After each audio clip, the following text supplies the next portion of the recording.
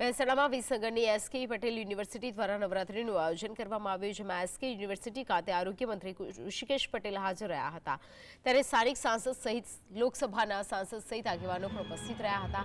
આ નવરાત્રી પ્રસંગે મોટી સંખ્યામાં કોલેજના વિદ્યાર્થીઓ ગરબે ઘૂમતા જોવા મળ્યા હતા।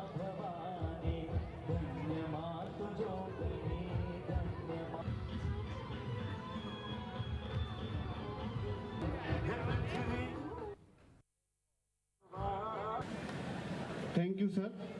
હવે હું આજે સાકળચંદ પટેલ યુનિવર્સિટીમાં પણ સમગ્ર શહેર અને તાલુકાની જનતા અને યુવાનો આજે અહીંયા ઉમટી પડ્યા છે।